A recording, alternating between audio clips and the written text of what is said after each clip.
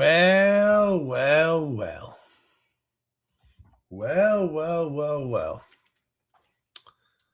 I mean, you know, I thought it would take longer.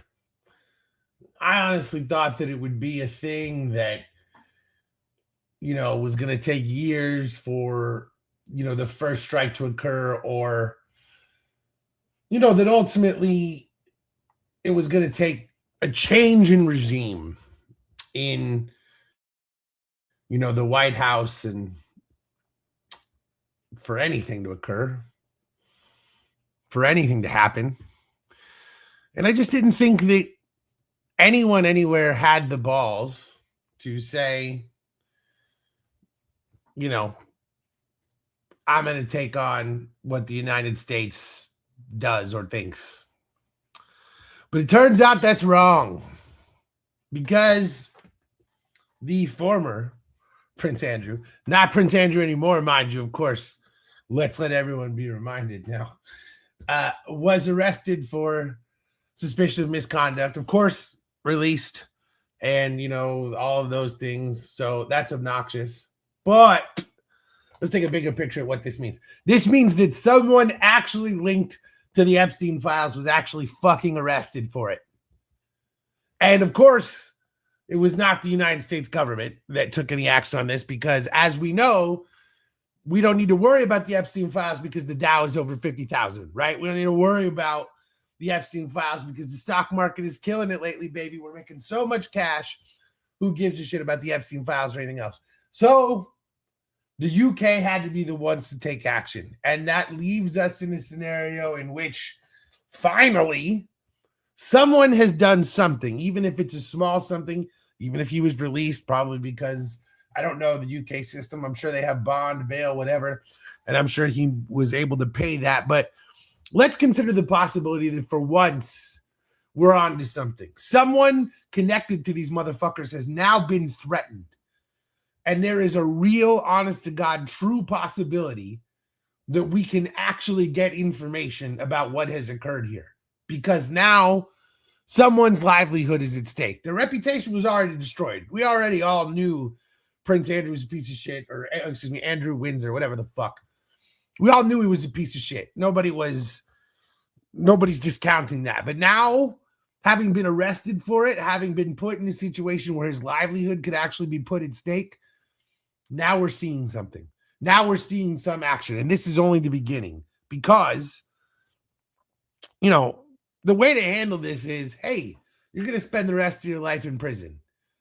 Whether that is in a really dark cell by yourself completely forever with no food, or a regular cell with some food, is based on what level of cooperation you give us. Because, look, I think we all agree that anyone involved in this Epstein bullshit is the kind of people that none of us have there's no rehabilitation of these people. There's no second chances. They could still become a productive member of society. Everyone agrees that anyone who was involved in this shit deserves to be under the jail. 100%. There's no discussion or argument about that. And so the fact that we have finally someone has taken one step towards a situation that can actually make this world better makes me feel, I don't want to say good, because this should have been the most obvious shit in the world. And every single day, new files are found that are so disgusting, it makes me want to fucking vomit. But nonetheless, man, for once, someone has actually done something. And we are finally taking steps to, I don't know. I don't even know. I don't even know what justice looks like in this scenario, because so many women were just murdered, and there will be no justice for so many of them, because in a lot of cases, we may not even know who they were, because that's how deep this trafficking goes.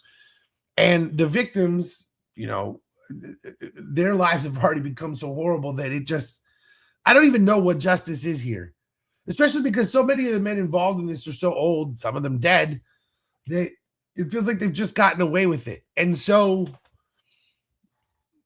all you can do is find every single person fucking remaining who you have to go man on fire. If they were involved in it, if they profited from it, if they knew something about it, if they enabled it. ultimately they have to be destroyed one way or another. I never thought there would be like some sort of smoking gun or that there was some literal cabal of people, because I thought that you'd be too stupid to, email each other about committing atrocities and, basically email each other about rape and abuse and all these things. But no, as far as there is no limit to the evil of billionaires, there's also no limit to their stupidity. And there's no limitation to the dumb shit that they'll say that they think is protected via an email server, which anyone in the history of the world, the very world email server, it means your emails are stored somewhere. You're a moron.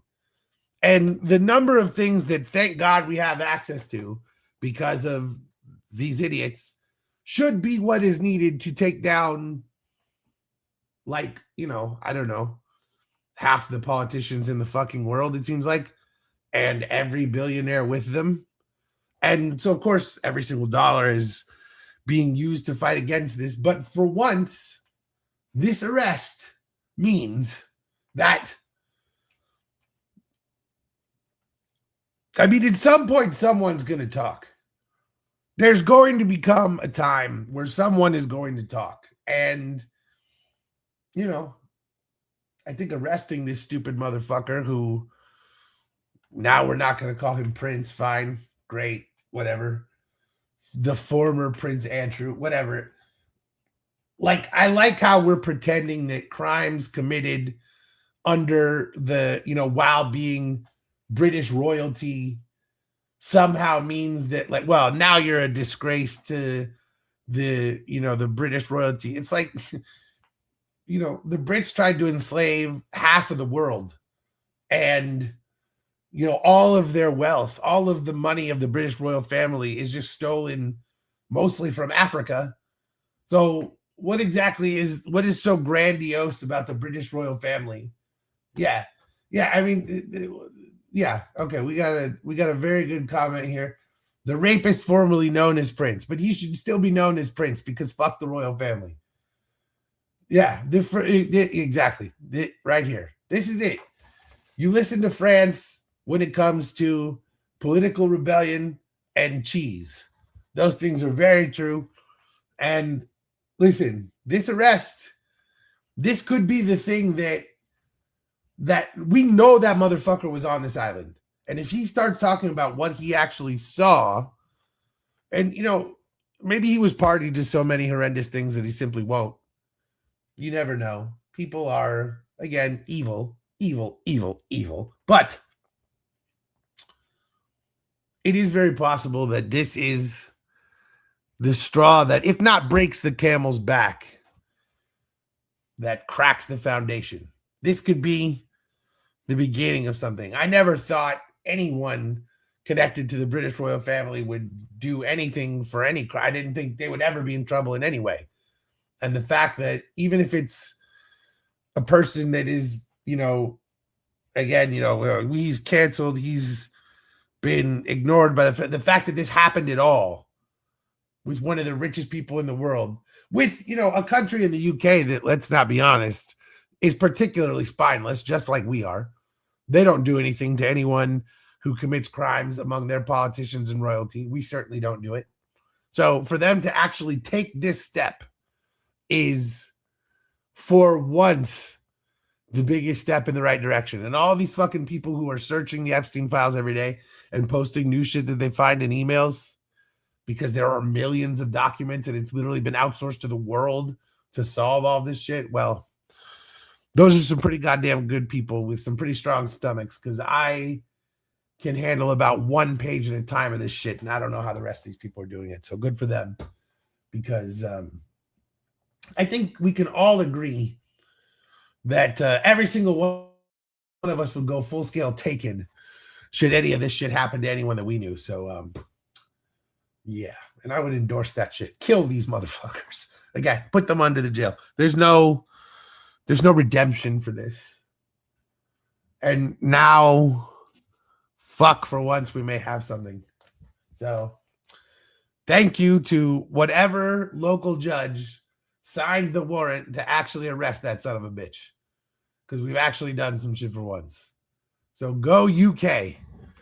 It's a weird thing to say during the Olympics. Go UK, because I'm not from the UK, but we're gonna make an Olympic exception for heinous crimes against humanity.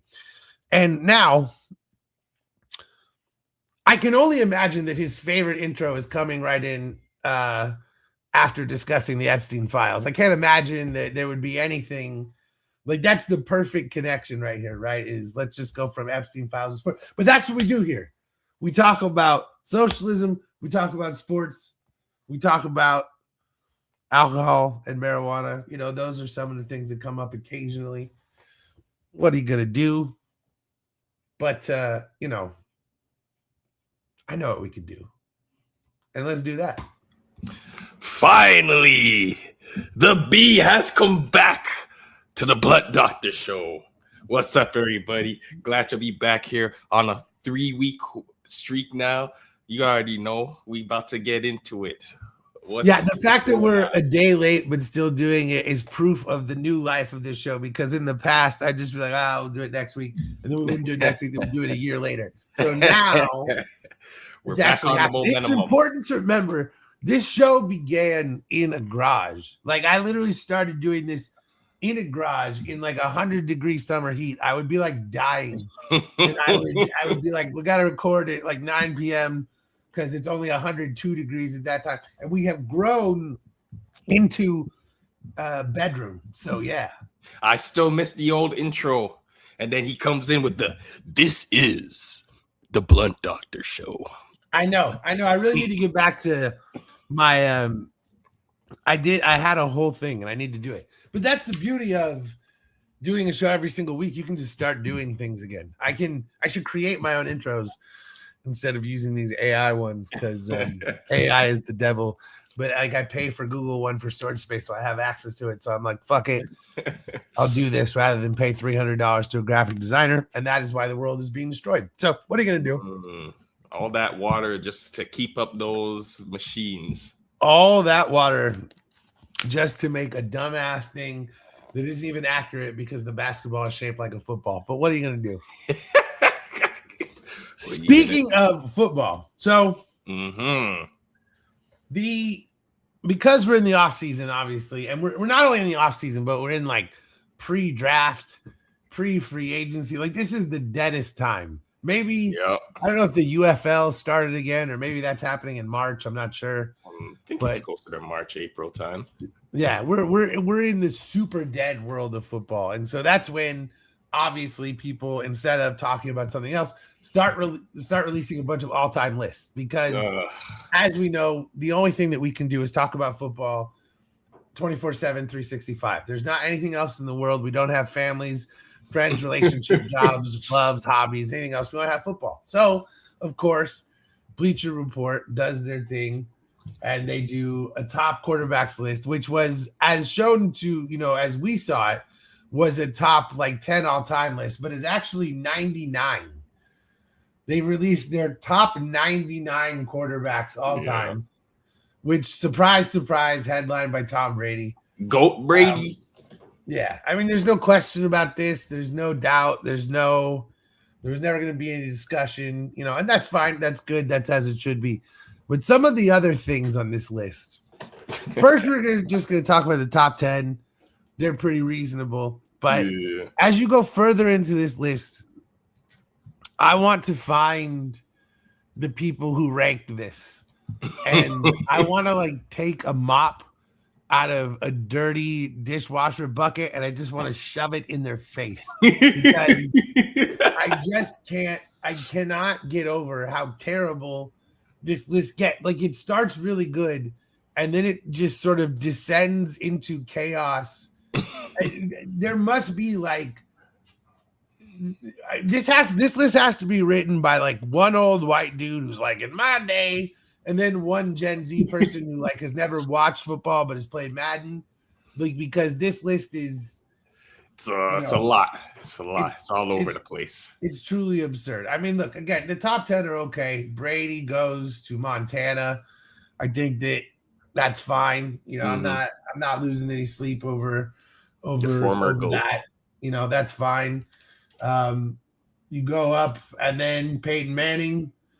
That's fine. I Mm, don't. I mean, you're hating on Peyton Manning at 3, mm, or you're saying that Manning should be above Montana, or I what do you think think? there's gonna be some people who would make the case that Mahomes is better just because Then Mahomes has Manning. had a lot more playoff success. Like even in his playoff losses, he hasn't looked as bad as Peyton Manning has. But then some people would make the case, oh, but look what defenses he had to work with. And then I also see the case of he's got 5 MVPs, he's got the most all pros by anyone, and he's got the most 5K yards. So there's a little bit of longevity on both sides. There, it seems like it's like longevity versus best career start, if you get what I mean.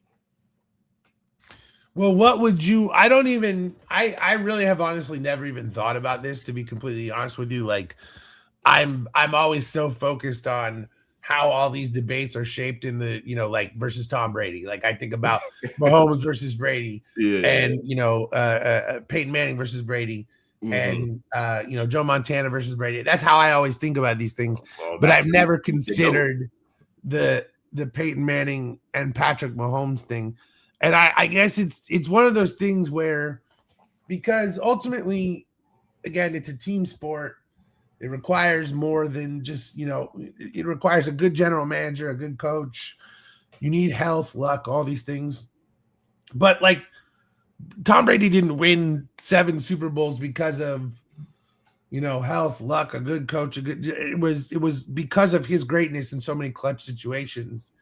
And I do think that if you take that, if you say, okay, I'm going to look at the greatest quarterbacks, and we agree that they're all the greatest, but let's just come down to what did they do when it was on the line. Mm-hmm. I think it's hard to argue that Manning is better than Mahomes, because Mahomes has done it in the clutch so many times in the Super Bowl and to get to the Super Bowl.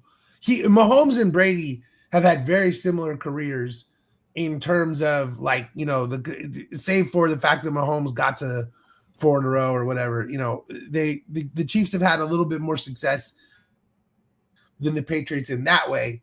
Mm-hmm. I don't really think that Mahomes is going to go on another decade run of greatness. I don't. Nah. I don't think. But I think that if we right now just stop and look at their careers, I have to say I think Mahomes is more clutch than Manning. What would you say? And I know that clutch I agree is, with that. it's I agree nebulous. with that. Yeah.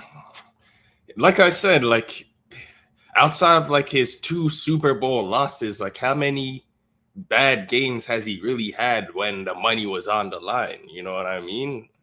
Like we can count how many blunders Peyton Manning had throughout his career. Like Lamar is being compared to Peyton Manning in terms of not being able to get it done before finally being able to get it done. So that says all you need to know. And I mean, look, I don't care what anyone says. The 43-8 Seahawks beatdown is a major, major stain on the career legacy of Peyton Manning. Mm-hmm. I don't know if it's as big of a stain as the fact that Peyton Manning committed sexual assault against a female trainer in college, and that somehow gets repeatedly ignored. Yeah. And he has had to pay her multiple times because he's lost multiple lawsuits to her about it. By the way, whenever people are like, why won't Peyton Manning run for Senate? I don't know why. He would be a shoo-in, because this story would come to light again. The fact that he sexually assaulted a trainer while he was in college. That shit happened. He fucking teabagged a woman in a locker room and full of a bunch of other people. So that shit right there should disqualify him from all of these lists. But given that he still went on to have the NFL career that we had, if we're strictly talking football, I will take every opportunity to bring that up, by the way. But if we're strictly talking football, I think that Mahomes is better than Manning. I think this list should be switched. And I think also, like, let's consider that, again, I don't think that Mahomes is going to win like 4 more Super Bowls or whatever. But I definitely think there's a possibility that he wins 1 more, maybe even 2 more. And, that would put him so far ahead of Manning that it wouldn't even really be a discussion at that point, because, like, I think he's already there, and we only have this much of his career. Like, if you're rating Manning above Mahomes, it's because you really, really, really value the regular season. Yeah. And, the regular season passing statistics. Literally. Yeah, I agree. Because it's like those 5 MVPs are undeniable. And we've seen it before our very eyes how like the whole passing yards is very hard to come by. Like, remember we had a period where someone was getting the 5K yard almost every season, whether it was Drew Brees or Brady or Peyton or even Ben Roethlisberger. And it's like I feel like the new kicking like rules, it plays a factor too, because like teams are starting a little bit further up downfield compared to when it was like a touchback puts you at the 20, and then they moved it from 20 to 25, and then now teams are starting around like the 30 range. So all that adds up if you're playing a whole career of starting from the 20-yard line versus now guys are starting a little bit further up downfield. I agree with that. I agree. But I do also think that we you and me came up in a golden age of quarterbacks. Yeah. I mean, we lived through the greatest era of quarterback play that may ever exist because, I mean, dude, there was a season where Brady, Brees, and Matt Stafford all threw for 5,000 yards. Yeah. Which is just ridiculous that 3 guys threw for 15,000 yards. That's insanity, man. And now you're having like dudes in the top 5 are throwing for 3,500 yards again. A lot of what you said is true. Dude, kick returns are so minimal at this point. The way the rules are, everything's out to the 35 and 40 yard line. So in the old days, there were so many touchbacks and just, the way things worked that most drives started somewhere between the 20 and 25. So you would have 75 to 80 yards to score a touchdown on any given drive. Now they literally are starting like around the 35. So it's gone from 75 to 65 yards. And over a game, that cuts down the potential for, there's like 100 less passing yards available to quarterbacks in a game. And because it like over 10 drives, you're gonna lose those yards. So I agree with you. Like the way the game works now is significantly different. And I hate the new kickoff rules. Like I much prefer college kickoff rules. There's a lot of rules in college I prefer. But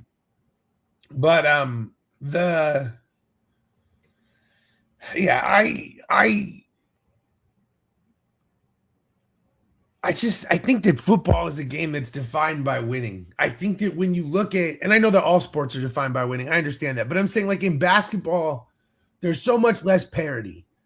The greatest players dominate and are in the finals all the time. And you can appreciate dudes who have nice careers, but it's like, hey, you went up against LeBron. It is what it is. Football has so much parity that all it is, the only thing there is winning. Yeah. It's the only thing there is. And at the highest levels, the greatest ones, I mean, at this point, I think you got to have 3 Super Bowls, not 2. And I think that does rule Manning out. So, fifth on the list. Since the rest of his competition, Mahomes at 3, Montana's at 4, Brady's at 7. And Rodgers at 1. And he's still 5th. Like, that was generous. That was very generous. I thought he could have been dropped a little bit lower there, but I guess 4 MVPs, talent. Like, what is it? Did they say their metric when they discussed this list? I mean, they have their stats. Like, like here also we have. Like here's Elway is after Aaron Rodgers, and they've got his, his stats, his, one-time MVP, one-time Super Bowl MVP, 2-time Super Bowl champion, and it seems like I don't know that they necessarily have a metric. I mean, it does feel like vibes, like because, like highest, and it looks like it was voted on because. Highest top 99 ranking is 4, lowest top 99 ranking is 12. So it sounds like this was voted on. And the highest he was ranked was 4, and the lowest he was ranked was 12. 6 is interesting for Elway. I mean, I almost would take him over Rodgers because of the 2 Super Bowls, but like if you watch those years, which I did, they won those Super Bowls really because of Terrell Davis being the power behind their offense, and then Elway was kind of more the closer.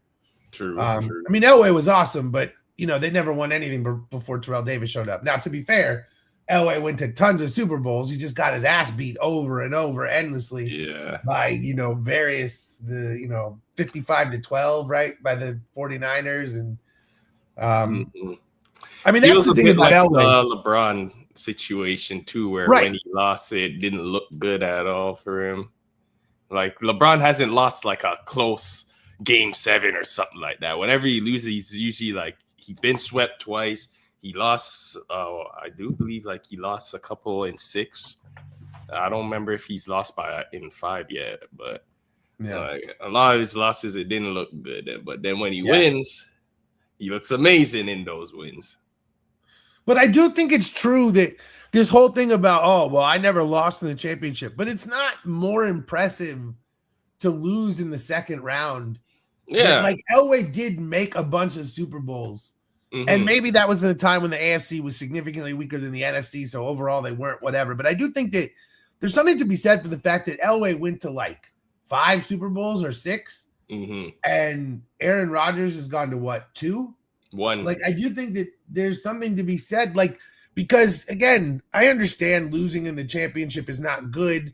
Getting blown out in the championship is horrible. But like, why is losing before you even make it to the championship somehow better? Like, at least you lost. You were second. Like, isn't a silver medal better than like 8th place? Like, we don't seem to think so in our culture. That's what the losers say, man, because they're at home watching you on the big stage, so they're able to clown you when you get smoked. But it's like, you didn't even get there. Imagine when the Patriots lost. I got Jets fans and Bills fans and Dolphins fans flapping their gums. Like, y'all weren't even close to being here. Why y'all talking? Yeah, especially like for Jets fans and Dolphins fans, they're just losers. And they will just do every single thing they can to talk about, because their lives don't have meaning. In Miami, all they do is do cocaine. In New York, all they do is drink beer and, eat pizza. They don't have lives. There's nothing to them. With the Bills, like, they were supposed to be better than us. And they supposedly had taken over the division forever. And now it was Josh Allen's division. And the Patriots have been vanquished. And now, like, for them to talk shit, it's like, man, like, listen, Michael B. Jordan is the real father of Haley Steinfeld's baby. Don't even talk to me like that. Like, get out of here, dude. Like, I don't even. That's how I feel with Bills fans. Okay, like I'm not even hearing that because you guys, you had like 5 years of dominance, and you couldn't do anything with it. You did nothing, and I'm supposed to sit here and like what? I'm not listening to the Bill. Like, listen again. 4 Super Bowl losses in a row. I don't give a shit what anyone from Buffalo says. Just go in the kitchen and make me some wings. That's what I want from people from Buffalo. Okay. Now this one's interesting because as a person, Brett Favre is obviously a piece of shit. He's human garbage. He stole millions of dollars from the people of Mississippi. He sent a dick pic to a Jets cheerleader. Like, this guy sucks. Yeah. From an NFL perspective, I mean, he was one of the great all-time gunslingers. He won 3 MVPs. He went to 2 Super Bowls. He lost the one to Elway. Yeah. But, I mean, like, is Aaron Rodgers really better than Brett Favre? Like, from a technical perspective as a quarterback, sure. Like, it's just interesting, like how much better is he? Yeah. Like, I think that both of these guys deserve to be further down the list. And I kind of do think that maybe Elway should be above Aaron Rodgers. Like, that's kind of where I'm at. Like I think that Favre and Rodgers maybe belong to be more at the back end of the top 10. You know what I'm saying? Yeah. It's the whole, one guy never threw interceptions versus the other guy, he was handing them out like candy. But I guess some people could say his lack of interceptions is reason why he never got back to Super Bowl, because he wasn't willing to take a couple of shots. But then you'll have a bunch of Packers fans on your neck about, oh, we never had the defense. Aaron Rodgers always had to put up 30 plus points for us to win. So I wasn't really cognizant of what the Packers were doing in the 90s, but did they have great defenses? Like, I know they had Reggie White, but they had Reggie White, and that pretty much made them have a great defense. I mean, the Packers defense was definitely pretty damn good back in the day, and it's a fair argument. And I don't think there's any question. Like, I mean, Aaron Rodgers' career passing percentage compared to Favre, there's no question. But like Favre, his last season or his career in Minnesota, those 2 years were way better than these last couple years of Aaron Rodgers. So like. He was able to go to another team and come close to, the Vikings were. The funny thing is, if Favre doesn't throw that pick against the Saints, they were right the Vikings are going to a Super Bowl. They're right there. Yeah, you're right. And that's the thing is, if the Vikings go to that Super Bowl and beat the Colts, and Brett Favre ends his career beating the Colts and delivering Minnesota's Super Bowl, he's a legend. He's like number 3 on this list. Like, the way people would view him would be so different, but instead he threw an interception, and that's much funnier, and because he's a piece of shit. But I mean, then you look at like you've got Drew Brees and Steve Young are up next. How you feel about Drew Brees? I would take both Drew Brees and Steve Young over Brett Favre. And Aaron, or just Favre? Because I hear a lot of convo about, hey, Drew Brees is just as good, probably not better than Aaron Rodgers. I would take. You already know my guy Tim from Overtime TBD. He's a big Saints fan. So whenever we have this conversation about Brees and Aaron Rodgers, he's like, hey, look what we had to work with versus what he had to work with. So I would say Steve Young is better than Aaron Rodgers, who is better than Drew Brees, who is better than Brett Favre. That's how I would take it. The thing about Steve Young is a lot of his time was wasted sitting behind Joe Montana. That's true. So a lot of his prime was gone by the time he even took over for the 49ers. So his statistics, his career stats do not represent the talent that he had, because most of his prime was spent sitting on the bench. And then the end of his career, he got so many damn concussions, but it's like he lost literally like 6 prime seasons sitting on the bench for the 4. I don't know how the hell he didn't force his way out. Like he wasted a lot of time there. Like he was 28, I think, when he started for the 49ers. He was 31 or 30. Let me see. He was 31 when he started like actually getting minutes. I'm looking at it on Football Reference. So right there, Steve Young. The thing about Steve Young is that so much of his career was wasted. His prime was wasted, and so I just think talent-wise, I think there's way more to Steve Young. Like, I think if you started Steve Young his career over and put him in a situation where he was like starting from the beginning, he might have like 4 Super Bowls like Joe Montana did. Like, I honest to God think that Steve Young is, and maybe this is biased from being in San Francisco as a kid and watching him play. But dude, he could run all over everyone. He could throw. And like, he was like Mike Vick, man. Like, he was a left-handed runner who had a cannon for an arm. Like, Steve Young could do everything. And again, he was 31. Imagine what he could have done when he was 25, 26, 27, 28, 29, 30. Like, that shit is wasted. And he could have forced his way out of San Francisco, but he didn't. It is what it is. But I'm going to just give him that. His numbers are still 2-time MVP, Super Bowl MVP. Like, the 3-time champion's a little bit misleading because 2 of those championships were actually, Joe Montana's Super Bowls, but still went to 7 Pro Bowls, 3 All-Pro. He still threw 33,000 yards and 230 touchdowns when most of his prime was wasted. Like, that to me, this dude it never gets talked about to me. This guy is the great question of the NFL because he is the one who could have been one of the great 2 to 3 all-time quarterbacks, but so much of his time was wasted because San Francisco was greedy and unwilling to trade him. And it just is what it is. Like it's weird, but it's true that like this guy, he probably throws for 60,000 yards. He has 500 touchdowns. Like he's challenging records. Like Steve Young's career could have been so different. And it's funny because he was like drafted to the USFL, and like he's the one. This is the what if of the NFL right here. Is the Storm and Mormon Steve Young, who, and again, believe me, it gives me no. I don't like this guy's personal politics. I don't want to root for this person. I'm just saying, as a quarterback, he could have been so much more. I think about that shit. Like when I was a kid in San Francisco, that dude was like they viewed him as the best quarterback in the NFL. And I mean, he was an MVP and a 3-time All-Pro. It's fair to say that at the time he was damn near close to it. They won a Super Bowl. When the 49ers won that Super Bowl in 95, like, I mean, they were easily the best team in the NFL. It was him and Dion. So, Yeah.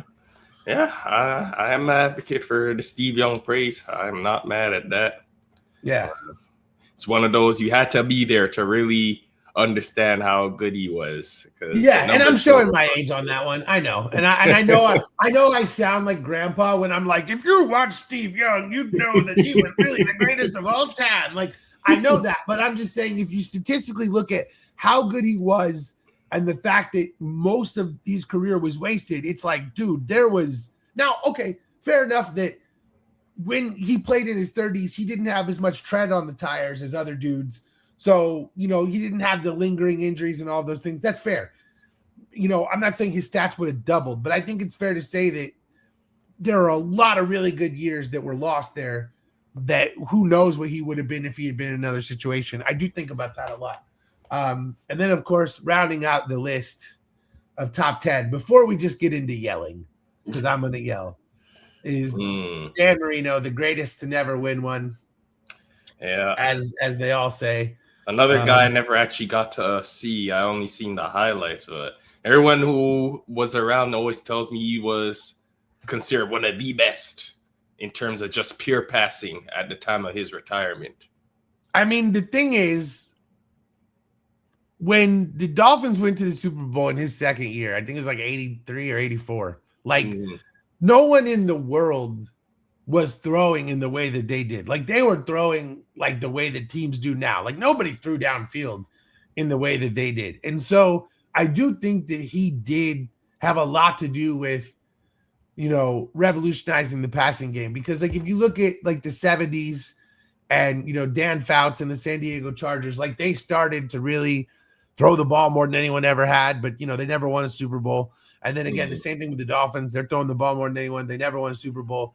And I think that the funny thing is the 49ers beat the shit out of the Dolphins in that Super Bowl by throwing way the hell more than anyone anticipated, because they scored like 48 in that game. Like, I feel like the 49ers greatness they took a lot of the shit they saw the Dolphins do, and they're like, we're going to do that with Jerry Rice. And, that really worked out for them very well. And, so that's one of those things. Like Marino, I feel like is forgotten. And the kids today don't even, because he didn't win Super Bowls. I think that I don't think that he's mentioned, but I think that his placement in top 10 is fair because, like, he was Peyton Manning before Peyton Manning. Like he was the robot armed, read every defense, throw the ball 50 times a game, dude, when nobody did that shit. Yeah. And I do think that bears a lot of weight in how the game is played now. So I'll give them that. Yeah, I'm fine with that. Plus, he was funny in Bad Boys 2. So anytime you're good in a Bad Boys movie, I'm gonna work with you. But now, some of these make me like viscerally fucking angry. Which one did you look at that you're just like, oh my god, fuck this? Like, what was the first one that you're like, you got to be kidding me? We were just talking about it not too long ago. Broadway Joe ahead of some of these names. I don't know. I mean that's the one that's the one that makes me so mad that I can't like think straight. Like again, and I've said that I'm going to start a new podcast about how I hate the Jets, and I intend to do it because seriously, this is not okay. Listen, number one, remove Hall of Famer. Okay, he doesn't belong in the Hall of Fame. He's only there because he made a promise to a newspaper that they would win a game and they won. Fine, that doesn't count. Again, Super Bowl MVP. They won the game like 10-7. It wasn't because of him. This does not matter. Look at his career record.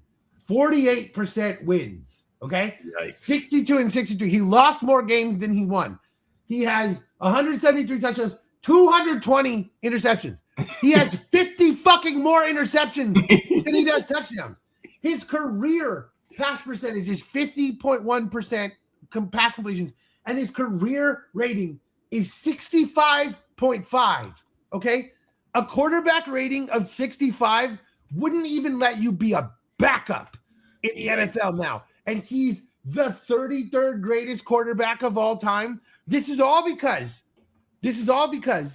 one time they were playing the Colts in the Super Bowl that everyone was like, oh, the Colts are going to win for sure. And he guaranteed a win to a newspaper, and they won. And the New York media has never shut the fuck up about it. Yeah. Broadway Joe, and he wears fur coats. One year, he threw like 9 touchdowns and 37 interceptions. Fuck this guy. I hate that he's in the Hall of Fame. It makes me so mad. This list automatically is bullshit by the fact that this guy's even on it. Like, who did this vote? His highest ranking was 19. Someone said that Joe Namath was the 19th greatest quarterback of all time. You understand that when I see things like that, I'm like, you know what? Bring back the Black Plague. Bring back COVID. Because we need to wipe out the majority of the human race because you motherfuckers have not been paying attention. How is his lowest ranking 90? His lowest ranking should be not on this list. How is he on this list? He's not. This is the most absurd thing in the world. Namath's career can deservedly be described as legendary, although that's primarily be fueled by the single biggest victory in NFL history. What are you talking about? These guys smoked cigarettes. They drank liquor at halftime. This was not an incredible game. This was a game played by a bunch of subpar white athletes who didn't have a clue what they were doing. This is not the biggest game in NFL history. This is nothing. This is something that nobody knows about. If you ask New York Jets fans about this, they don't even remember. Like, what are we doing here? Joe Namath belongs on a list of people who, like, probably sexually assaulted women in the 1970s. Those are the lists that Joe Namath belong on, okay? I hate this guy. I hate the New York Jets. This makes me viscerally angry in my soul, man. There's not much I can really add to that. Oh, man. But I'm looking at it right now. Like, how you feel about Lamar at 28? And then a couple names ahead of him, they got Russell Wilson at 25, Eli Manning at 24. How you feel about that? I mean, the Eli Manning thing is an interesting discussion because he had a largely subpar career that is punctuated by 2 Super Bowl wins over the greatest quarterback of all time. But, like, if we're being honest, the reason the Giants won those games was their defensive line, not Eli Manning. Now, what Eli has in his corner is that he scored at the end of both games. That is fair, is that Eli did go on game-winning drives at the end of both games. So that is true. And so there is something to be said for the fact that both games, you know, via the helmet catch and all these things, like, you know, that stuff did happen. But, like, the reason they were even games is because the Giants in both 2007 and 2012 had two of the greatest defensive lines of all time. And by the way, it's worth noting that's also fair to say about the Giants teams that won in the 80s. It is fair to say that the Giants Super Bowl teams are probably like four of, if not the four greatest defensive lines of all time. Like I will make that. I hate the New York Giants and I'll stand with that because I respect them as an organization because, but I think to put Eli Manning this high on this list, again, belies he's not that good of a quarterback. He has 2 Super Bowl wins. But again, Trent Dilfer won a Super Bowl too. So championships don't always mean everything. And I think putting Eli Manning above Russell Wilson is just disingenuous. Is anyone really going to say that Eli Manning was a better quarterback than Russell Wilson? I think that's crazy. Don't you? Yeah, 100%. Obviously the last couple of years with Denver and Pittsburgh, but peak Russell Wilson, I remember watching that guy play and I'm like, can anyone stop this guy from moving around off of the outside of the pocket? And it's like, he had the one Super Bowl, which was really defensive driven, but that's fair. He watched a lot of good game, or he had a lot of passes in that game too. Despite the fact that the defense was getting a lot of turnover, when he was on the field, he was balling. But he had a lot of short fields. True. They were playing a lot of, near the fit. It's fair to note that if we're going to say that Eli Manning's Super Bowls were decided by the defense, you got to say the same thing for Russell Wilson. So here's what I would say about that.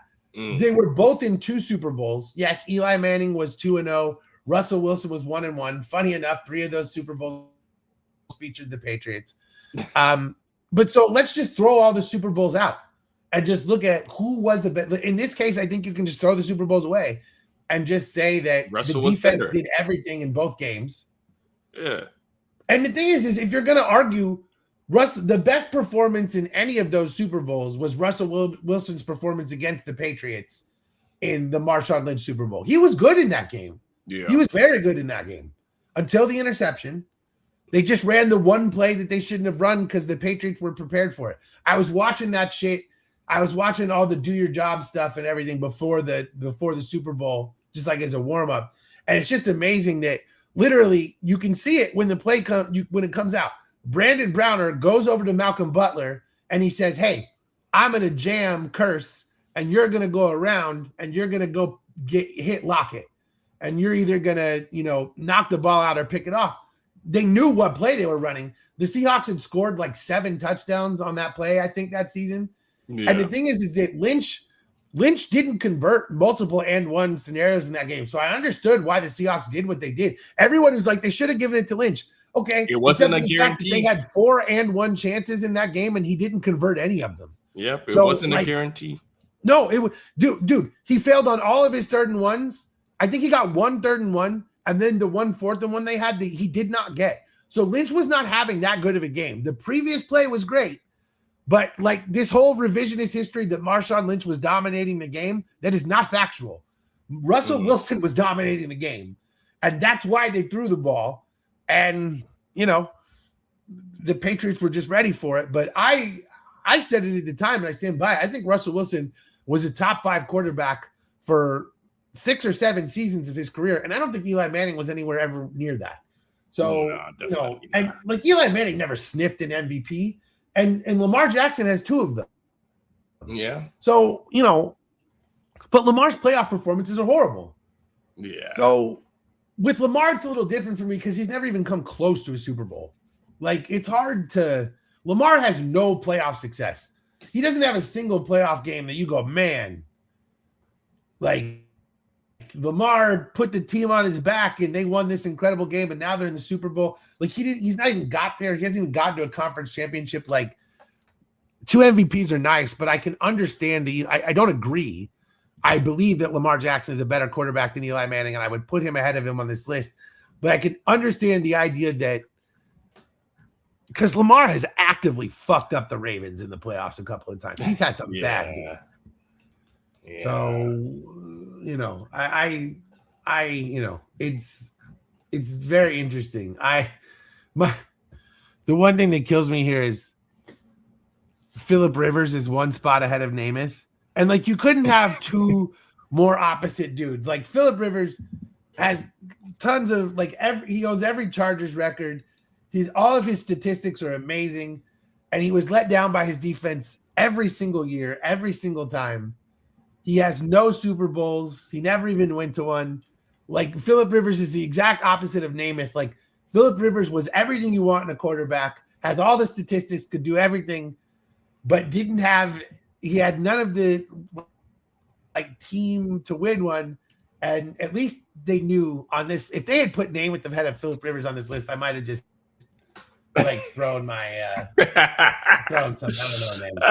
Josh Allen should be ahead of Namath too, but yeah, they got him at 35. How do you feel about that? You think he should be higher based on who's here? Yes. I mean, Josh Allen, shouldn't Josh Allen and Lamar be right next to each other wherever they are? Just basically like these two have had the exact same career. Yeah.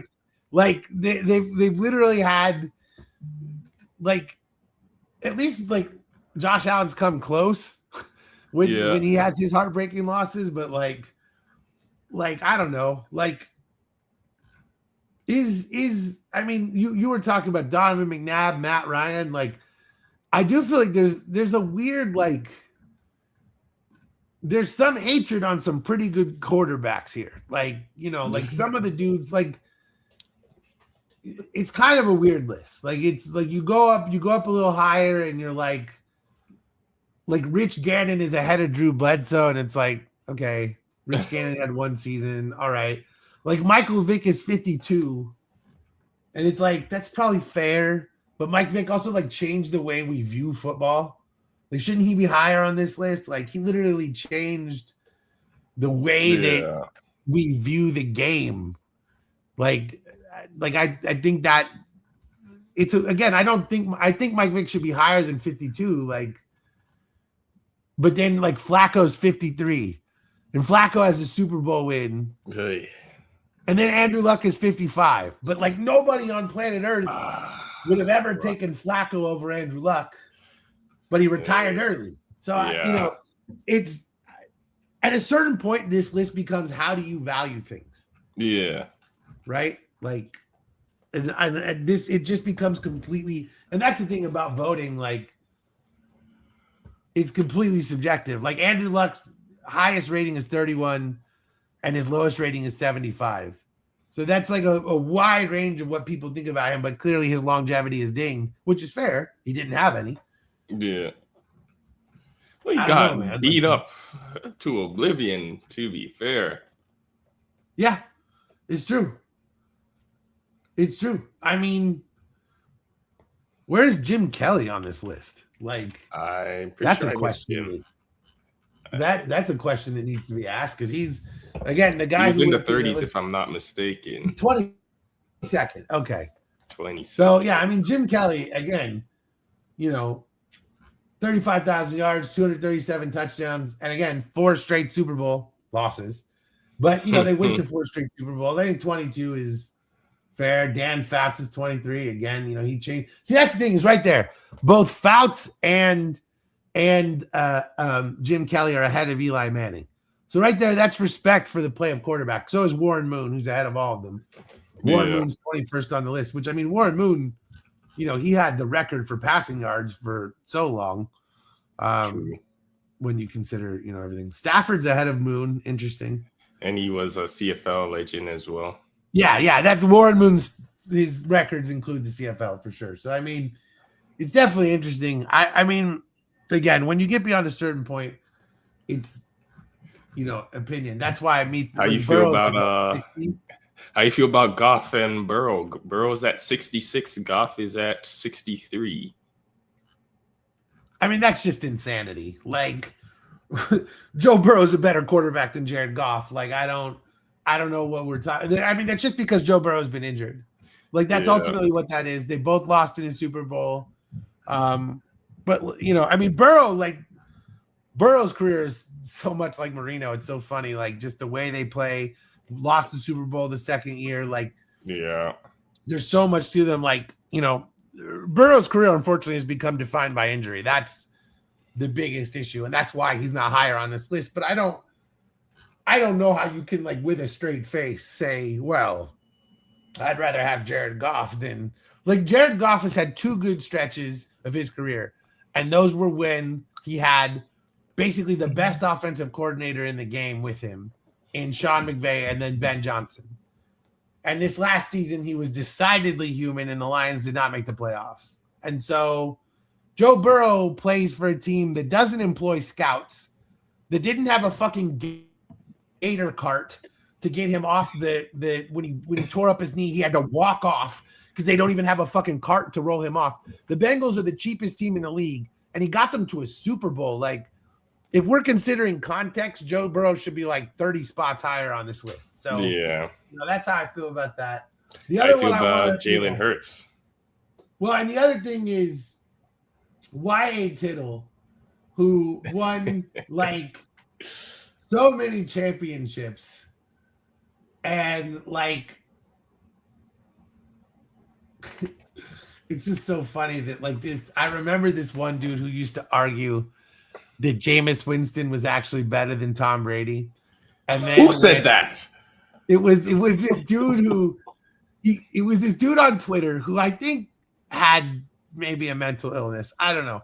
But he basically, his argument was that all of Jameis Winston's interceptions were downfield and therefore were basically punts. And that if you removed all of those from his statistics, that Jameis Winston is the greatest quarterback of all time. And then when Brady went to the Bucs and won a Super Bowl, then the guy stopped talking about Jameis Winston and started tweeting about how Y.A. Tittle was actually better than Tom Brady because he had won 8 championships or whatever. Like, and that's why when you said to me the other day, when you sent me this list, I was like, we need to include Y.A. Tittle because I was fucking drunk and I thought it was hilarious. But it's just true that, you know, again, sometimes, you know, statistics and everything can be misleading, but yeah, like the fact that Alex Smith is 76 on this list, like this list gets very interesting. Like Dante Culpepper, Bernie Kosar, Jim McMahon, like we're getting into the weeds here, man. Like Doug Williams, Brad Johnson, Archie Manning at 86. Archie Manning at 86. And that's the funny thing, dude, is like people are like the Manning family. They're amazing. Archie, the Godfather. It's like Archie's one of the worst quarterbacks in the league, dude. He played for a team that never won shit. The Saints were garbage. Fuck that dude. You know, the fact that Andy Dalton is listed as the 88th greatest quarterback of all time is I don't know what to do with that. Like, I don't, like, in my soul, that feels weird to me. But the list is weird, we'll agree. It's an interesting discussion. Yeah. It took way longer than I thought, but we have to do one other thing here. Talk to me. Because you said to me before we came on here that Jerry Rice is not the greatest receiver of all time. And so I need you to tell me, and I need you to defend to me who is the greatest of all time and why. I gotta hear this because I'm willing to rock with it, but let's remember we're talking about a 3-time Super Bowl champion with 22,000 yards, with 197 touchdowns. No one's even close. Like the statistics. The receiving yard statistics are Jerry Rice's stats are bonkers. So he played a long time, for sure. I think he played 23 seasons.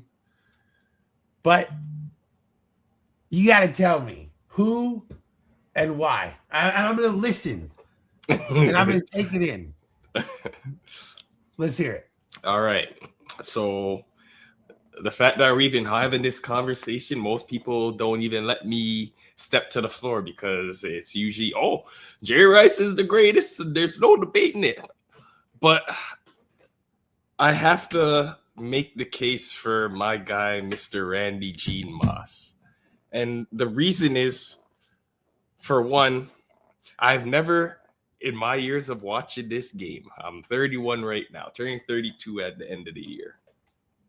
I've never seen somebody who can have the defense know, yo, give this guy 10 yards of space. We know he is going downfield. I've never seen that type of defensive scheme, and teams are still giving up big plays to this guy. Like, they knew what play was coming. It's either he's running the streak, he's running the post, he's running the corner. Just give him the space and just try and get underneath the ball. Teams knew what it was coming, and he still was able to make plays. I also hear, he wasn't that good of a route runner when it came to all the other routes in the route tree. I think it is very false. We can literally go on YouTube and pull up some stock footage of some of Randy Moss's greatest routes, which are a lot of intermediate routes. He's done a lot of short routes. As great as Jerry Rice was, I think a lot of those numbers are a little bit I don't want to call it fake, but it was in an era where playing through the air was still pretty brand new to a lot of defenses, and defenses had a hard time figuring out how to play pass coverage. And he was going up against a lot of linebackers who were in the box, weren't really coverage linebackers. So I feel like a little bit of that plays a factor. Granted, he did play into the 90s and into the 2000s, but I don't think he was clear, far and away the best wide receiver by those times. Like, there was a case, a lot of people made a case that Sterling Sharp in the mid-90s was putting up Jerry Rice numbers. And then we seen in the 2000s, Randy Moss, Terrell Owens. And I could even make the case if Jerry Rice, if he played in perhaps the 2010s, what's the difference between him and Larry Fitzgerald? And I don't think, like, as great as Larry Fitzgerald was, nobody said he was clear and far away the best receiver. They acknowledged he was a top 5 talent, but he wasn't the de facto head of the table. And I feel like the fact that Randy Moss was just so unstoppable of a deep threat, that qualifies him for being the best wide receiver in my eyes. I mean, I can't, like, some of the stuff he did in his time in New England, like, you know, I can't even begin to describe what it was like. It hurts me. We only had him for just 2 seasons, believe it or not. Brady only had him for 2 seasons. It's crazy to think, because it felt like it was a whole era. Yeah. And, you know, I mean, the 2007 season is obviously, you know, the great what if of Patriots history and all these things. And, you know, if the lockout doesn't get close, maybe Moss stays, you know, maybe he keeps his wits about him, and who knows what happens. But I think Rice, he also benefited from having 2 top 10 quarterbacks of all time. Yeah, that's fair. Like, outside of Brady, he also then went to Oakland and got them to a Super Bowl with Rich Gannon in 2002, and they didn't win. Tampa Bay beat the shit out of them, but I mean, you know, he went to Oakland and had 1,500 yards with Rich Gannon too. That's the thing, is that Rich Gannon's best year, everyone was like, Rich Gannon is the NFL MVP. He's really, look at him. It's like, yeah, he's throwing to Jerry Rice, Tim Brown, James Jett, and Jerry Porter. Like, yeah, that's a pretty good fucking group of receivers to be throwing to, dude. Jerry Porter's your 4th option. Yep. That group was a good group of receivers. And again, not that Rich Gannon wasn't awesome. Again, he won the MVP that year. He was awesome, but you know, Jerry Rice is part of that. I do think that, like, I mean, the thing about Rice, like, Rice ran a 4.7. I do wonder, like, what his speed, like, he did not have current NFL receiver speed. He was a in-game speed kind of guy. True. I mean, Moss, like, when Randy Moss got traded to the Patriots, he still ran a 4.25. He was 31. Yeah. Like, Randy was so fast that I do think there is, like, I guess it's one of those questions of, when you rate some of this, it's like, how do you rate production versus talent? Because it's like, if you're telling me that we put Randy Moss with Joe Montana, like, you're going to tell me that team in the 80s, that team's not going to win. Like, of course they're going to win Super Bowls. Dog. Like, but then again, Randy Moss went there with Brady in his prime and they lost. Now, I'll say it. I'll scream it to the top of my lungs. Brady had a broken foot. But nonetheless, he was able to heave the ball downfield to Moss 3 times at the end of that game. And Randy got his hands on all 3 of those balls but couldn't haul them in. So, I mean, he came close. They didn't catch it. They didn't get it done, whatever. But I get what you're saying. Like, I do think that Randy Moss is more talented physically than Jerry Rice. I don't know. If we're just looking at the numbers, you got me. But I feel like it's a little bit more of a nuance when it comes to who you consider the greatest wide receiver. But don't we consider attitude part of that? Because part of Randy's situation is that his attitude was shitty and he fucked himself over multiple times. There was no reason to force his way out of Minnesota. The trade to Oakland was a nightmare. And then there was really no reason to force his way out of New England. That was stupid as shit. He should have stayed. So it's like his career is marred by his own choices, which, like, again, in the last 3 seasons, like, he forces his way back to the Vikings. It goes okay. Then remember, like, he signed with the Titans. Yeah, I remember that. And it didn't go well. And then he like came out of retirement to play with the 49ers, and they went to the Super Bowl and lost. And he was actually good that year. Yeah, like, he was still good. But, like, the thing is, if he had just never left Minnesota or just never left New England, like, he forced a trade out of Minnesota, then went to one of the worst situations in the world in Oakland in that time when Oakland was just an absolute garbage franchise. But then he didn't learn from that. I raise you. It wasn't that long ago that Jerry Rice came out saying that he was using Stickum. It's fair. Does he have all those numbers if his receiver gloves aren't literally glue? That is fair. That is fair. I mean, that is the thing about old school football is it's hard to really know. I mean, the gloves they make now, damn near, they're so sticky that I mean, the reason these dudes get one-hand catches is because these gloves they're designed to stick like a motherfucker, but it's certainly not stick 'em. And I can remember being on Twitter making this argument that Randy Moss was better than Jerry Rice because of stick 'em. So I'm not even against it. I'm just saying the numbers are undeniable. I cannot argue numbers. That's certainly not a question, but I do feel like when you watch, I mean, the thing about Jerry Rice too is you watch a lot of plays and it's like, it's not even like he gets the ball and then he jukes out 30 people. And it's not even like Stickum has nothing to do with that. Obviously it makes it easier to catch the ball. And there is something to be said for if you don't have to think about focusing on the catch because you know that if you just get your hands near it, you're going to catch it. There is something to be said for that for sure. But like every other dude was playing with Stickum and they didn't put up Jerry Rice's numbers. And the fucking defensive backs used to be able to tackle the fuck out of those guys, and he still put up numbers. So I mean, but I do think like if you just ask me who is more talented, I do think Randy Moss is probably more talented. But I do think that the head on your shoulders stuff matters, and I think that's where Randy, I mean, if he could have learned from the time in Oakland and just stayed in New England, Tom Brady might have 2 more Super Bowls. Like, honestly, like, I think it's reasonable to say that if they don't trade Randy Moss that season, they don't lose to the Jets in the playoffs. Because the reason they lost that game is they had no deep threat, no ability to go over the top at all.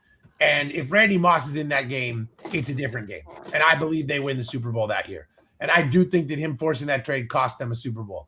And I think it's reasonable to say, looking at the fact that they lost again to the Giants, shortly after that again, like, you're going to tell me that if you have, Moss next to Welker, like, I really think that I think that 2 Super Bowls are on the table. Is that was that the same year the Saints versus the Colts?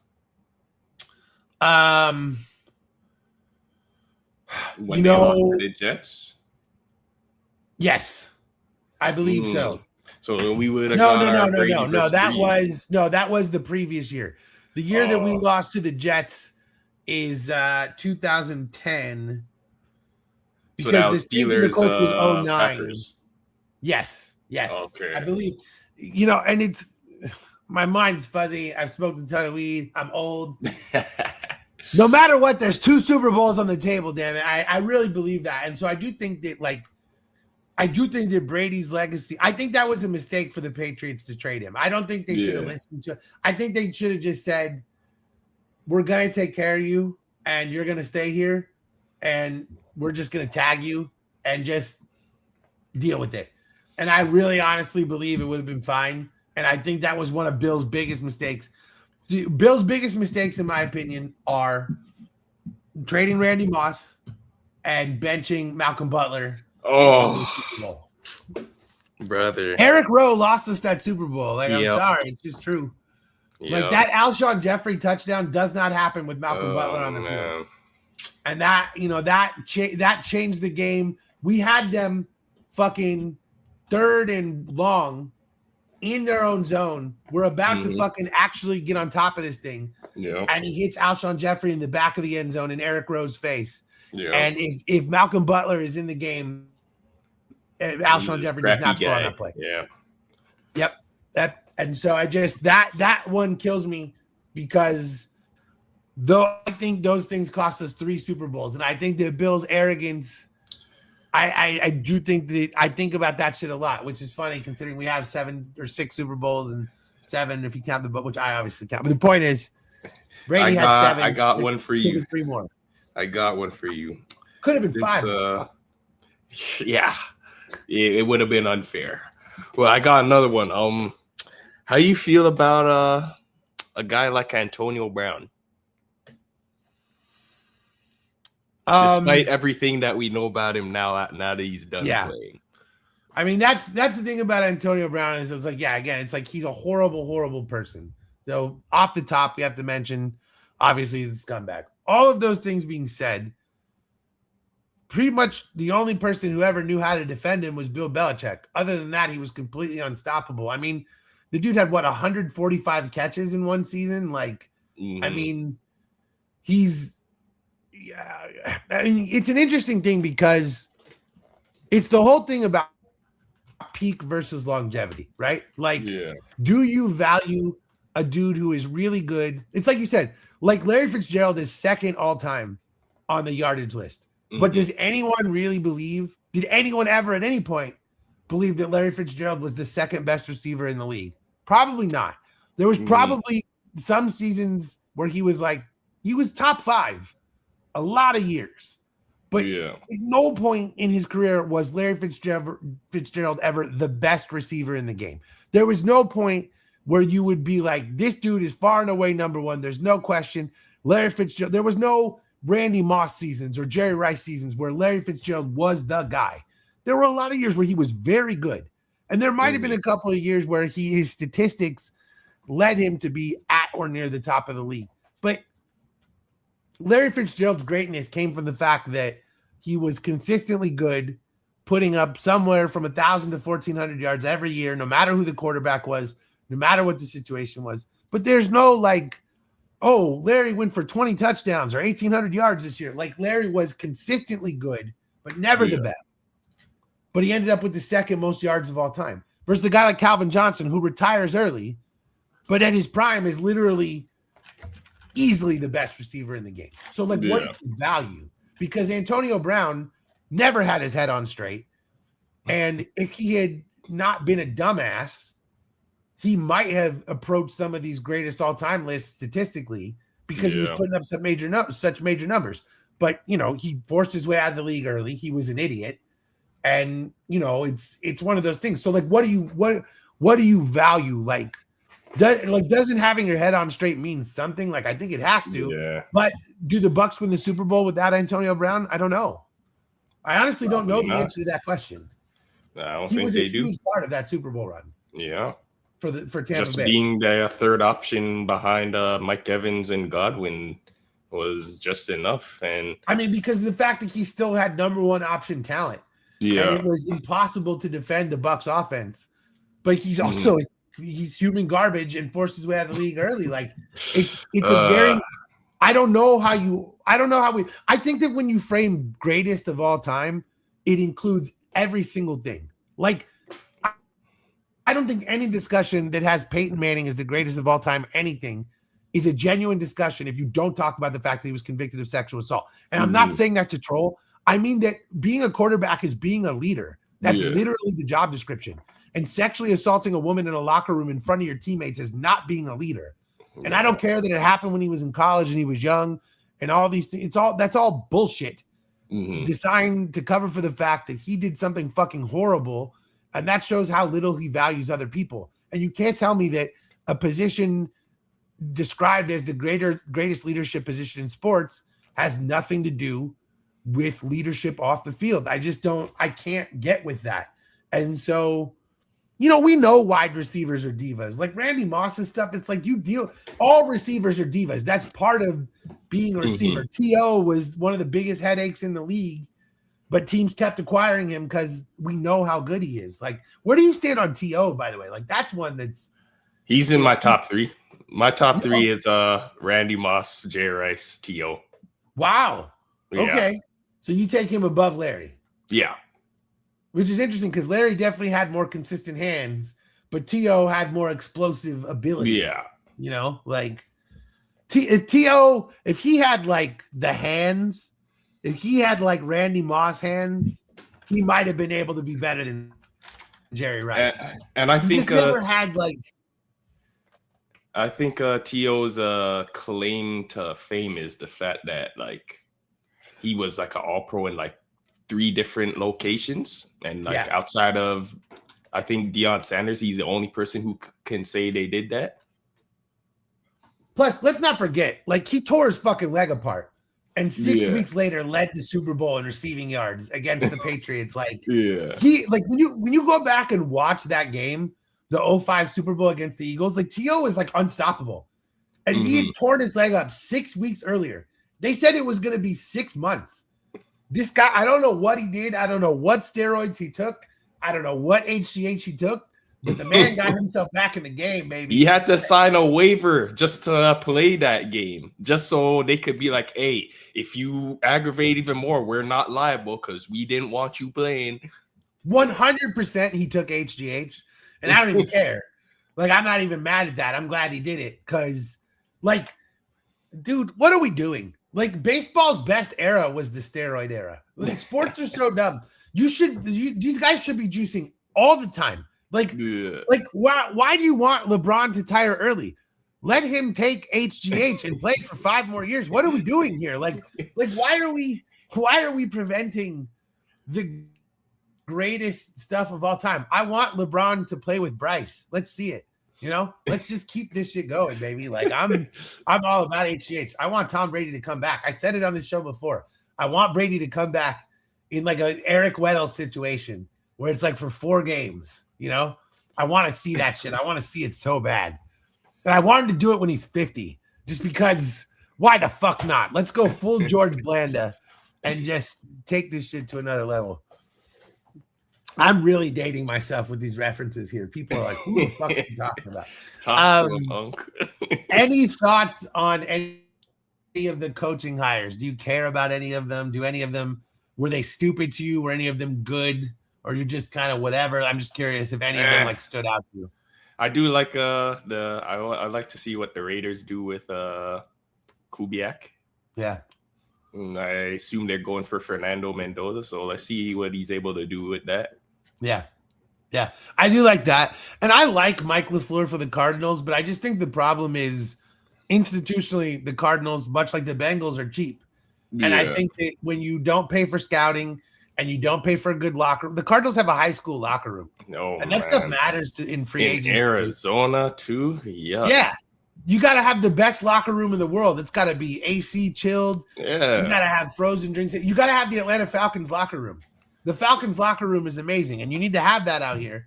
And the Cardinals just don't put into their organization. And I just think that bad ownership breeds losses. And I just think that until the Cardinals have an owner that gives a shit, and I don't even think it's about you have to be the richest owner. I just think you have to spend your money where it matters.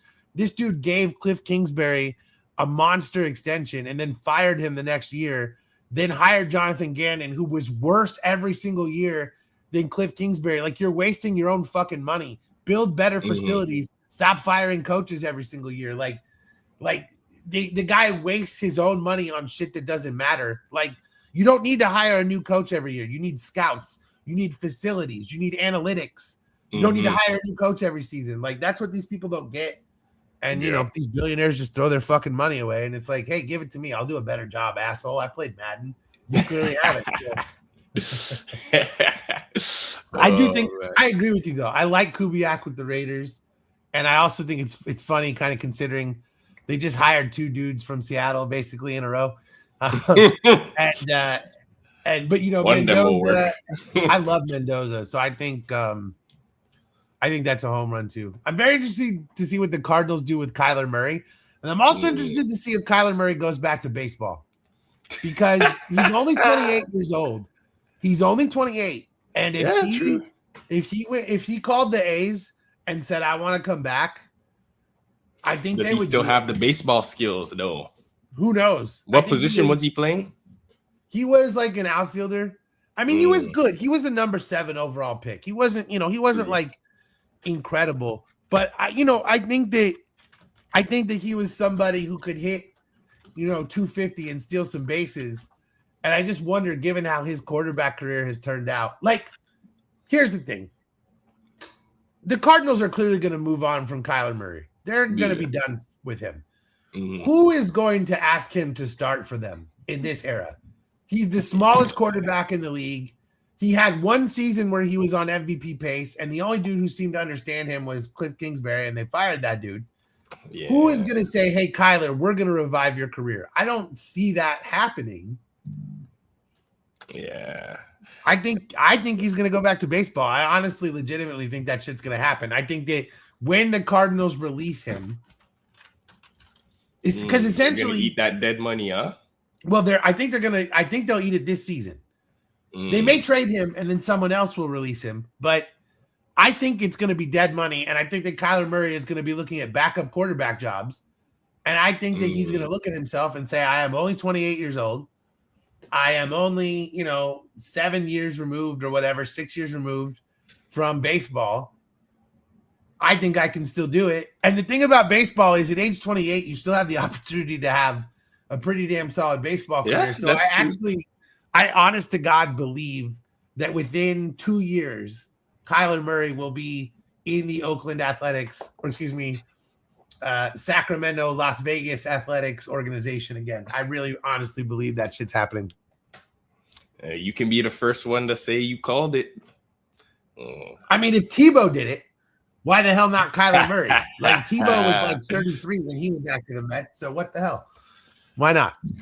Fair point. Jamie Moyer didn't make his debut until he was like 31, and then he pitched till he was 47. Baseball's a weird fucking sport. So, yeah, here we go. Steroids, maybe not so bad. That's what I'm saying. Steroids are good. Like, this is, oh, hell yeah, brother. Speaking of which, one last thing. I got to say it. Do you care about the Olympics at all? Hardly. I tune in for a 1-2 bobsled and skeletons here and there. Well, just because I watched USA and women's hockey today. Canada was so close to beating us, and the women came back and won in overtime. And then hopefully Sunday morning, we're going to have a U.S.-Canada men's hockey final. But I've never known you to give a shit about hockey or Olympic sports in any way, which is funny. Like, you're the Canadian, and you would think that you're the one that cares about hockey of the two of us. And yet, I care about hockey when I'm able to watch the Leafs choke once again. Last year was so bad, man. I was walking all over the grave of all these dedicated Leafs fans.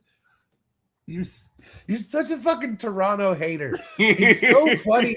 Like, the way, like, your hatred of all things Toronto sports is so goddamn funny. Listen, man, they had a chance to reel me in my impressionable years from like the 2000s to the mid 2010s, but I couldn't deal with the ineptitude.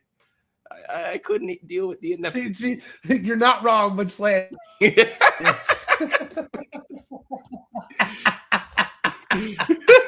Oh man. That's the thing. You know what the best run sports team in the city of Toronto is the Argonauts. Literally. And I don't know, maybe the Blue Jays. And But Toronto FC up for a little bit as well. there you go. So listen, but it always kills me how the Raptors slander is just A1, and now we're doing Leaf slander too. Just tremendous. Oh man.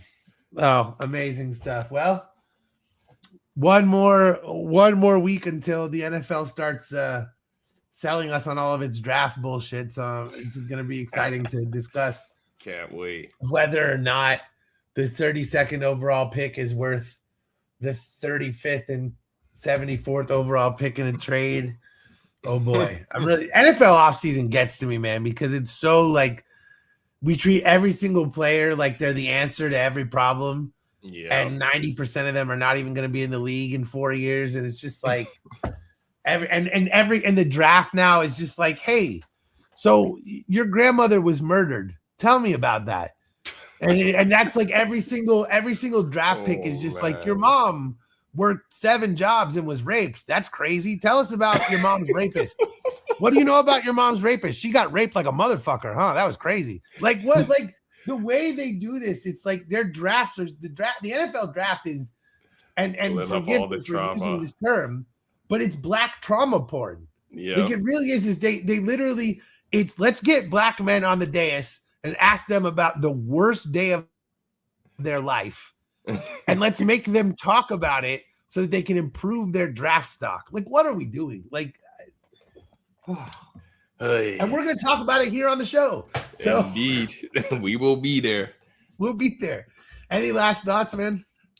The Cavs are trying to trick the world into believing they're good just because they got Harden, but I ain't falling for it. You're still not buying in. I need to see playoffs. I actually like to see how they fare against the Pistons as well. Maybe I'd be a little bit more welcoming because I think the Pistons are the team to beat in the East. It does feel like things are balanced a little bit. And I mean, the East is so wide open. Yeah. Like, what would, like, if they won a title, and Harden was a major driving force in it, that would be one of the most insane stories in the history of the NBA. Yeah. Like that would be, and I know they'd have to beat, the Thunder or Spurs. I know it would be very difficult, but crazy shit happens. Yeah, we all talk about the 04 Pistons, but for anyone who was actually watching that shit, that watched the Lakers that summer go out and get Gary Payton and Karl Malone, and then come back with a fucking lineup of Gary Payton, Kobe Bryant, Rick Fox, Karl Malone, and Shaq. The fact that they did not win the championship, like, I know Karl Malone's knee was hurt, whatever. He played. Like, he still had Shaq and Kobe in their fucking prime. Yeah. That 04 Pistons series is, like, it's one of the craziest things I have ever seen in my life. Still to this day, I cannot believe, like, I do when I think about that, I just truly can't believe it. And so anything can happen. And that's the stuff I'm riding on with my, like, the Suns can win the championship when I drink and talk to myself. But I think it's very possible that the Cavs win the East. I do honestly think that this is possible because I think the team is balanced well. And I just think the biggest part of this that is not discussed is that, what's his name? Jalen Tyson gives them a wing that they've never had. Yeah. And that is other than LeBron, like he's been playing very well. Yeah. And this is like the Cavs roster, I think, is now balanced in a way that it hasn't been. And if they can get healthy, man, like I'm believing more than you are. I gotta be honest. Like I'm like buying into it. I'm like, man, the Cavs could do it. Like I'm with you. You gotta see it, but I think that if you're gonna put Harden on a team, put him with the perfect lob finisher in Jared Allen, and put him with the rim protector in Evan Mobley, and give him someone else who can carry some of the load in Donovan Mitchell, and suddenly you've got something. Jalen Tyson's running around screens. You've got Sam Merrill. You've got all these dudes. Like, I don't know, man. Like, I'm drinking the Kool-Aid a little bit because it's looked pretty for midseason trades. It's looked pretty good. Like midseason trades don't have a history of being like phenomenal. A lot of times it takes a training camp. Yeah. And the one of the great exceptions I can think of is when Memphis traded Pau Gasol to the Lakers. And all of a sudden the Lakers were one of the best teams in the league. And Kobe and Pau had a perfect symbiosis and they lost in the finals, but they still got to the finals that year against the Celtics. You know, that was the first year of the Big Three. And that was one of the greatest midseason trades ever. And you watch Harden right now, it kind of fits what they're doing. Like, I don't know, man. Like I'm believing it more than you. Like I'm buying the Cavs a little bit. Like, how crazy would it be if Harden was as loved in Cleveland as LeBron because he delivered a title? That would be. If he wins a title for Cleveland, there's gonna be a lot of those guys on the internet who were saying they were already saying that he's a top 3 shooting guard all time. They're gonna be even more emboldened if he's able to do this in the twilight of his career. Top 3 shooting guard all time. Yes, they're saying only Kobe and Jordan was better than him, and that was without the championship. Yeah, I mean that's a tough sell. I mean, I love James Harden. And I think that, I mean, we all do. Like, he's a phenomenal talent. Boy, that's top 3 all time is a bit of a stretch. Yeah. I mean, I can see where people are coming from just from the perspective of counting stats and all these things. But if you're saying to me the only Jordan and Kobe are better than James Harden, like what about D Wade? Like how can we, that's the guy that keeps on getting disrespected in these convos. I mean, Flash was an incredible player. He didn't have, maybe he didn't have the heights of some of the other dudes, but I maintain that D Wade should have won the 2007 MVP. He averaged 30 a game and they won 45 and he was playing with nobody. He was playing with Chris Quinn and a bunch of fucking no ones. And they won 45 games and he scored 30. Like D Wade, the 2007 MVP, he should have won. I will stand on that shit. That shouldn't have been a LeBron MVP. That should have been a D Wade MVP. I stand on that shit. But I do think Wade gets disrespected in the all-time discussions. And I think I mean, again, winning matters. He had LeBron, but he also won a finals. The finals that he won with Shaq. Wade was the best player, not Shaq. Wade is the one who scored 25 points a game in that finals against Dallas. Shaq was a complimentary player. But even in the last game of that series, Alonzo Mourning played a huge role. He blocked 4 shots. That was D Wade's team. So D Wade has a championship as the best player. So that means a lot in the NBA because this is not like football where you need everything to go right. If you win a championship in the NBA as the best player, you're one of the greatest of all time because there are so few dudes that have ever done that. Like the fact that Barkley could go toe-to-toe with Michael Jordan and the fact that Karl Malone could go toe-to-toe with Michael Jordan, those guys deserve to be in some of the greatness discussions despite the fact that they didn't win because they played against literally the greatest of all time. If Barkley played today, he'd have 4 rings. Barkley in this league, Barkley would be better in this era, especially in this small ball era too, for sure. Yeah, Barkley is built more for this era than Jordan was. Although Kawhi Leonard right now is literally, if you go watch Michael Jordan in 1996, it's exactly how Kawhi Leonard is playing right now. They're literally the exact same player. That shit is terrifying. Very interested to see what happens there too with Kawhi. Yeah. I'm very curious to see, do the Clippers extend? Do they trade him? What? I think they want to see him in Garland. And he just dominated an All-Star game to show hey, I'm still the whatever. He's 35. Yeah. It's I feel like he's got to be him and LeBron should go somewhere together. You mean the Lakers back in 2019, 2020 when he was supposed to come here? Man, that I still think about that shit a lot. Like the Lakers, like fucked their whole thing trying to get him. And I mean, they still got the Mickey Mouse ring in the bubble, but Oh, here we go. Here we go. I think it's time to wrap up the pod if this is where we're headed. You don't want to debate the merits of the bubble championship? Oh man. You busy next week? Yes, I'm here. I'm here. All right, we're gonna be here then. I'll see you next week, my friend. Yes, sir. Yes, you. sir. Appreciate you having me on. Good show. As today. always, baby. And let's do it again. Peace. Yes, sir.